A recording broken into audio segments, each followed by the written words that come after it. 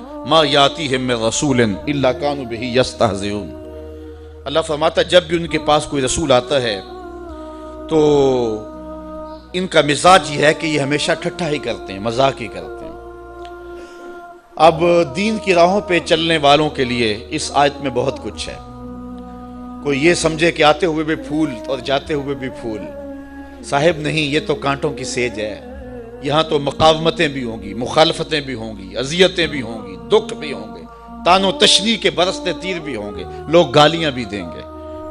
جب پیغمبروں کو بھی لوگوں نے گالیاں دی، اللہ کا کوئی پیغمبر ایسا نہیں آیا کہ جس نے آ کے پیغام حق دیا ہو اور لوگوں نے مخالفت نہ کی ہو۔ چونکہ جس کے مفادات پہ زد پڑے گی وہ مخالفت تو کرے گا، وہ مقاومت تو اٹھائے گا، وہ تانے تو دے گا، وہ ماحول سازی مخالفت میں تو کرے گا، وہ اپنی بدتمیزیوں کا اظہار کسی نہ کسی طریقے سے تو کرے گا۔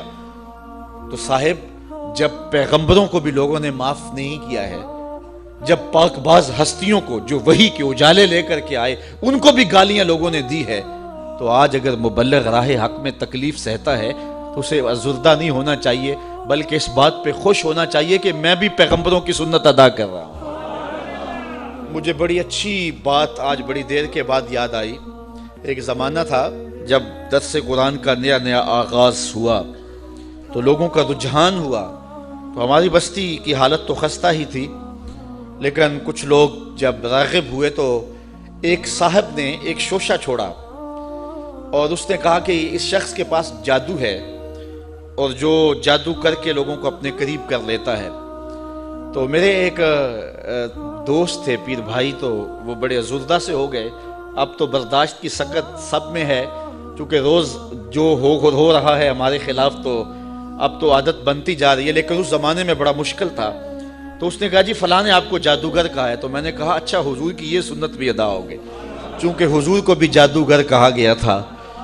میرے ایک استاد ہیں، وہ مجھے ایک دن آ کے کہنے لگے کہ کچھ لوگ کہتے ہیں کہ رضا ثاقب کے پاس تسخیر قلوب کا وظیفہ ہے، اور وہ صبح فجر کے وقت جب سورج چڑھا ہوا ہوتا ہے تو سورج کی جانب منہ کر کے پڑھتا ہے، اور اس کے والد صاحب نے اسے بتایا ہوا ہے، تو اتنے لوگوں کا جو ہجوم ہے اس کے پاس یہ اس وظیفے کی وجہ سے ہے۔ تو میں نے کہا استاد جی اگر آپ اجازت دیں تو اس مرتبہ مصطفی اجتماع میں وہ وظیفہ بتا ہی نہ دوں سب کو۔ تو میں نے ان کو کہا کہ میں اس مرتبہ بتاؤں گا، تو خیر مصطفی اجتماع کے اوپر جو کیفیت تھی تو بات ادھر نہ آ سکی اور میں وہ وظیفہ نہیں بتا سکا۔ تو چلو آج میں بتا دیتا ہوں۔ وہ وظیفہ یہ ہے کہ جس نے یہ بتایا ہے کہ فجر کے بعد پڑھتے ہیں، اس کو مغالطہ لگ گیا، میں فجر کے بعد نہیں پڑھتا۔ وہ وظیفہ شروع ہوتا ہے ظہر کے وقت اور ختم ہوتا ہے جا کے رات 2 بجے، اور وہ ایک جگہ بیٹھ کے نہیں پڑھنا پڑتا۔ وہ کبھی گجرانوالا، کبھی سیالکوٹ، کبھی راول پنڈی، کبھی ساہیوال، کبھی ہڑپے، کبھی کراچی، کبھی بیرون ملک، کبھی مسجد میں، کبھی ہال میں، کبھی گلی میں، کبھی بازار میں۔ اور وظیفہ پڑھنے کے بعد بس چپکے سے گھر لوٹ جاؤ، پھر کن انکھیوں سے نہ دیکھو کہ پیچھے کوئی خدمت کرنے والا آ رہا ہے یا نہیں آ رہا، اور پھر چپکے سے گھر چلے جاؤ، آرام سے سو جاؤ۔ 6 ماہ وظیفہ کر کے دیکھ لو، زمانہ تمہارے قدم بھی چومے گا۔ تو یہ آسان سا وظیفہ ہے، اس سے کرو، محنت کرو، یہ ہے تسخیر قلوب کا وظیفہ۔ تو حق کی راہوں پہ چلو گے تو لوگ کیا کچھ نہیں کہیں گے، گالیاں بھی ہوں گی، بلکہ اب تو گالی سے بات گولی تک جا پہنچی ہے۔ پہلے لوگ اپنے نظریے کو منوانے کے لیے دلائل دیتے تھے، پھر ممبر و محراب سے گالیاں شروع ہو گئیں، اور اب تو بات گولی تک پہنچی ہے، خود کش دھماکے تک پہنچ گئی ہے۔ میرے نظریے کو نہیں مانتے، میری فکر کو نہیں مانتے تو میں خود کش دھماکے سے اڑا کے رکھ دوں گا تمہیں۔ عجیب رنگ ڈھنگ ہو گئے، عجیب صورتیں ہو گئی، تو ظاہر ہے جس کے مفاد پہ زد پڑے گی وہ مخالفت کرے گا۔ وہ کیا کسی نے کہا تھا کہ لوگ تو فنکار ہیں اس درجہ کے پل بھر میں، سنگے در کعبہ سے بھی اصنام تراشے۔ تم کون ہو اور کیا ہے داغ کبابی، لوگوں نے تو مریم پہ بھی الزام تراشے۔ لوگوں نے تو پیغمبروں پہ، پیغمبر زادیوں پہ، پیغمبر زادوں پہ اور پیغمبروں کے باپوں پر بھی تان و تشنیع کے تیر برسائے۔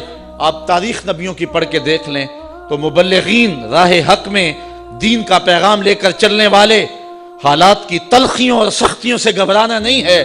یہ سورہ یاسین ہمیں سبق دے رہی ہے، تم کس کھیت کی مولی ہو، یہاں تو پیغمبروں کو گالیاں دی جاتی رہی ہیں، یہاں تو پیغمبروں کی جو ہے وہ تدہیق کی جاتی رہی ہے،